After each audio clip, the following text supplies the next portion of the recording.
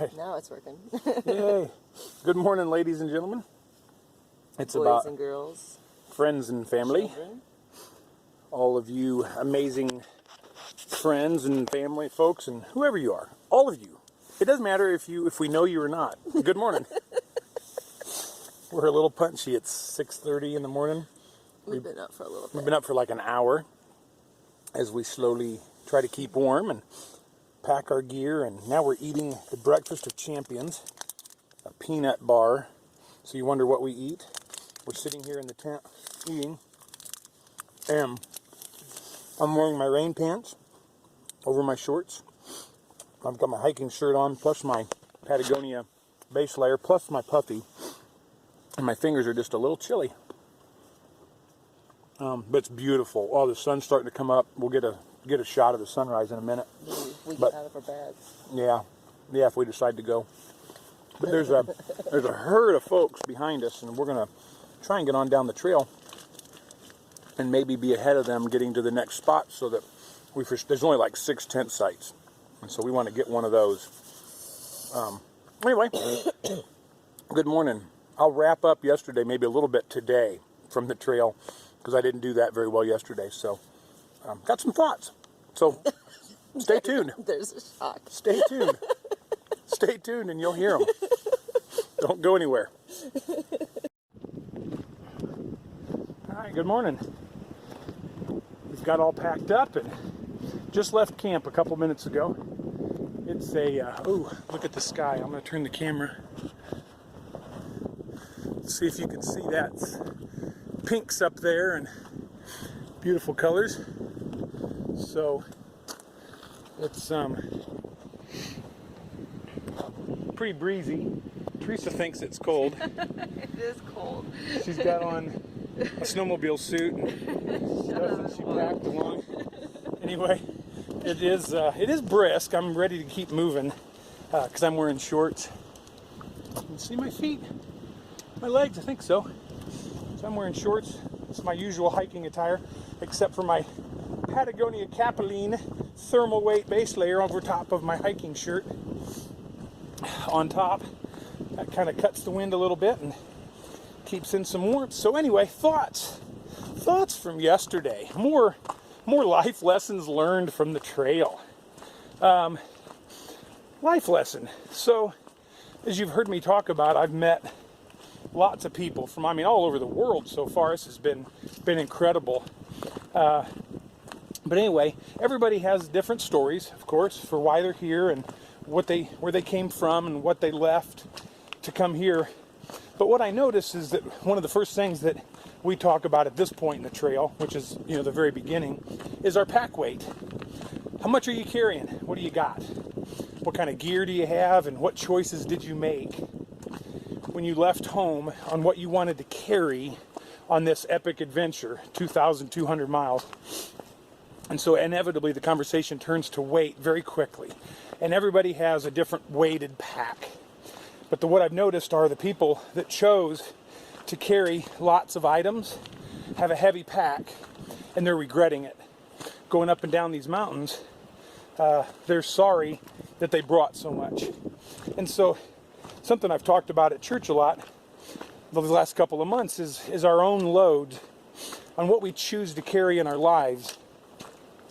And this channel is not going to be like all philosophical all the time. So if you're just kind of tuning in or catching these videos for the first time, don't worry, it won't be like this all the time. But maybe some of you can find some hope in some of these words. But the point is, life lesson learned from the trail is that in life we have to choose what we're going to carry, what we're going to do, and the burdens that we're going to put ourselves under. And when we make those choices, it may seem comfortable or necessary at the time. However, when you start going through life, or up and down the mountains of life, suddenly you have to pay the penalty for those decisions you made, the things you choose to be busy with, or fill your time, or spend your money on, or whatever. And those things weigh us down and cause stress and worry and anxiety, sometimes unnecessarily. And I think at the end of life, we will look back and not think about all the stuff we worried about and all the stuff that we did, and that we allowed to weigh us down, but instead we're going to think about the things we let go, that we let God handle, the things that we chose to lay down and free ourselves of those burdens. And so maybe today you can think about that and think about what can you let go of to lighten your load in your life and just make your life a little easier, that you can enjoy the moment and look around at the scenery. So maybe that'll be some of life lessons from today, because that was life lessons from the trail from yesterday. Anyway, boy, good morning. I'm so excited that you get to come along with me on the Appalachian Trail. Look at what I get to look at. Here's the trail. It's beautiful this morning. It's real smooth and dirt. Sun's coming up over the mountains. I mean, look at this, y'all. God's creation. Glorious. All right, signing off from the Appalachian Trail for now. All right, you know what? I don't think I said the day today. It is, what is today? Saturday. Saturday, April 1st. It's April Fool's Day. Look at the view. We think that could possibly be Blood Mountain over there. Yeah. It looks dark and ominous right now. The whole top is covered still in morning fog. But here's the view down the little mountain. Here's the view up the mountain. So this is a hill. Yeah, well, whatever we're on a mountain. We're just going on the side of it. There's a blaze. Anyway, so this is like super gentle level walking right here, and the dirt is soft and cushy. Tomorrow. You can feel it in your joints. Tomorrow, however. Difference between rock and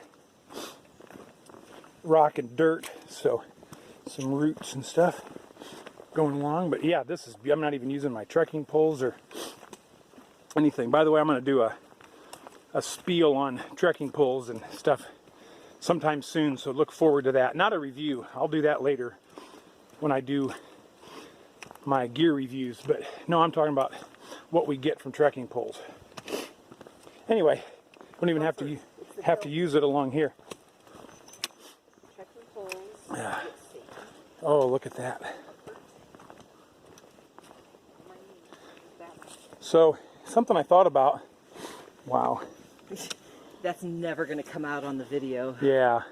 But something I thought about, guys, is comment below on this video if you want more of like the trail like this, or if you want more of kind of me walking along, or if the balance that I'm doing is just right. Comment below so I know. And then comment with what you'd like to see.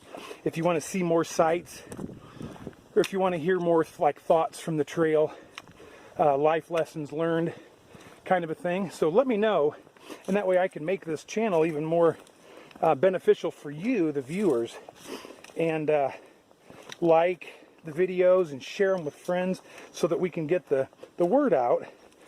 Ooh, here's a little tricky spot. It's just because it's on an angle. There we go. Hey, that is no hill for a climber. Let me tell you. Anyway, yeah, so just let me know. Comment below, and I'll try and respond when I can. So thanks again. Leave you with one final view. All right, we made it down the trail to Woody Gap. There's where we came from, and here's this big parking lot. It's busy. There's people everywhere. Good morning. People all over. And wind. Clear.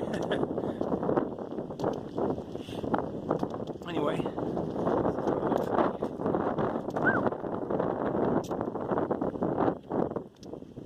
So there's actually running water here, I guess. We can wash our hands.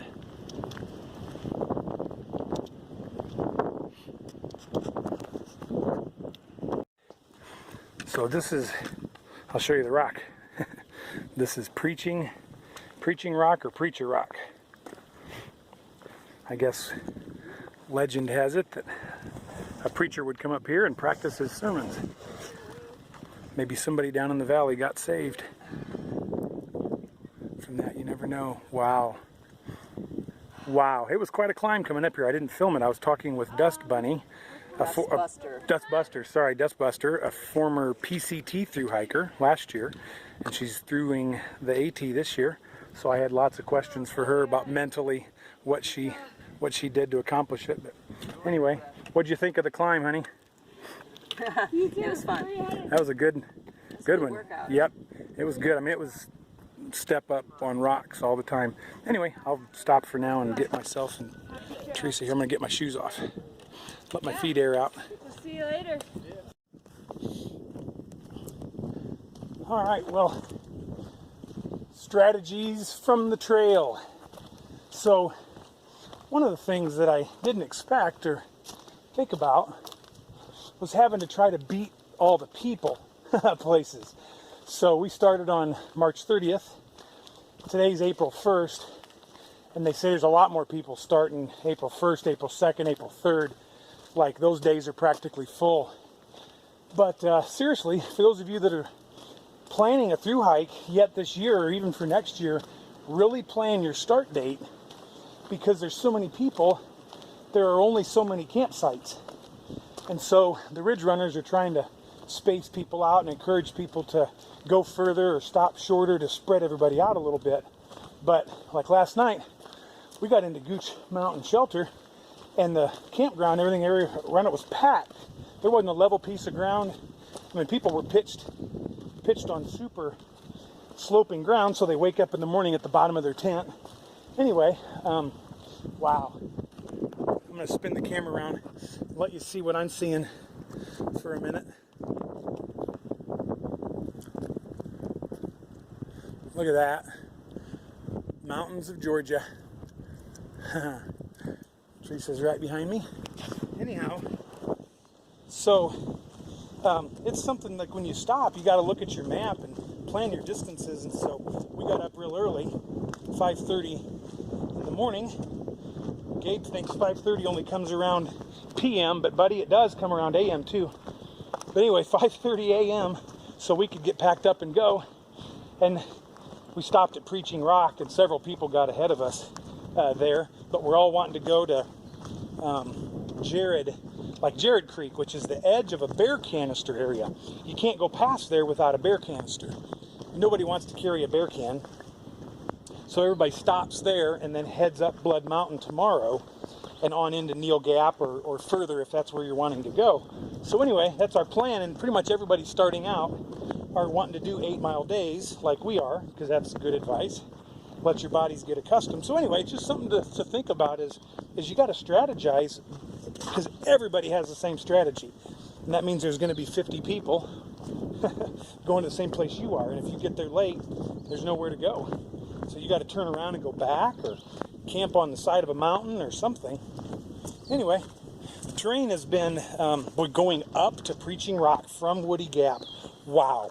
There was some points where we had to lay the trekking pole down and just go hand over hand for a minute. That was a steep hill, but boy, it was worth it. That was neat. So anyway, hopefully you're enjoying this, because I sure am.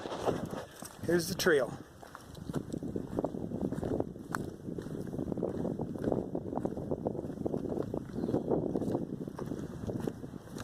By the way, I like the strategy part. I mean, use your brain, not just your feet and your legs. I think that's pretty cool.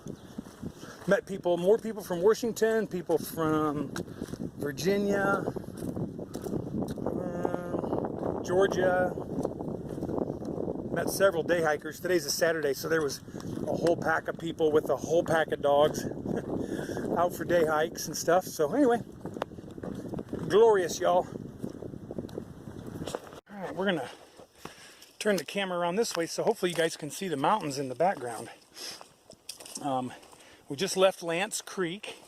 I don't know what mile that is, but we're headed 24.3, and so that was 8 miles for the day. We're headed like 2 more to get to Jarrad Gap, and we're trying to beat the whole crowd. I think I've talked about it on the video. By the way, on these videos, please forgive me if I repeat myself, because I'm sure I'm going to a lot, but I don't know what I've talked to Teresa about, what I've talked to others about, and what I've videotaped. So anyway, please forgive me when I repeat myself. which I'm sure I will do a lot.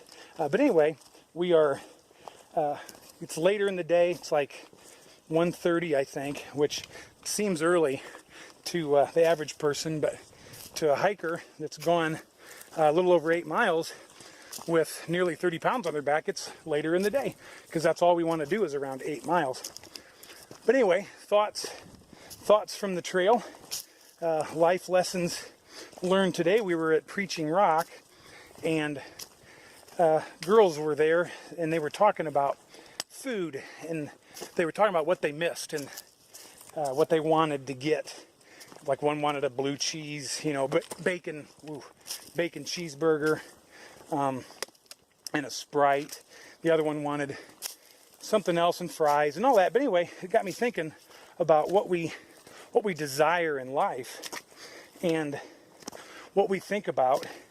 Because I've been very satisfied with my food. Cliff Bars, Quest Bars, pepperoni sticks, ramen noodles, tuna, cinnamon roll Oreos. Let me tell you, cinnamon bun Oreos, best Oreo on the planet. I will never buy another Oreo. Anyway, that's all you need to survive. But anyway, just thinking about it, because I came out here expecting, the food that I brought, and I'm not looking forward to it. In fact, tomorrow we're going to get into Neal Gap, and I guess I'll probably get some, what I think I'll get is some hot wings, but mainly because I want some chicken, some real chicken. But if they had salad, I'd get a salad and some veggies. I'd like some quinoa, just for the carbs. But otherwise, man, it's amazing out here. Really liking it. I got to watch my footing. This footing the last couple hours has been really treacherous.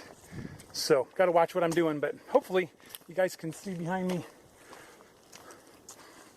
Anyway, thanks for now. All right, well, it's the close of day 3, 26, almost 27 miles on the Appalachian Trail in 3 days. So here's the view from our campsite.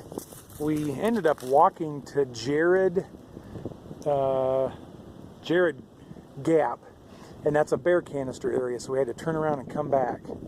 There's our tent set up. We're just off the trail, and tonight we've got lots of company. That's Christopher, and he's from Washington, and there are the first guys we met earlier, Paca and Old Granddad, and they are going to Damascus, Virginia. Christopher is through hiking. Across the way we've got Jenny and Kelly. Teresa's made friends with them. They are from Washington, D.C. Area. Anyway, it's a nice little campsite area here.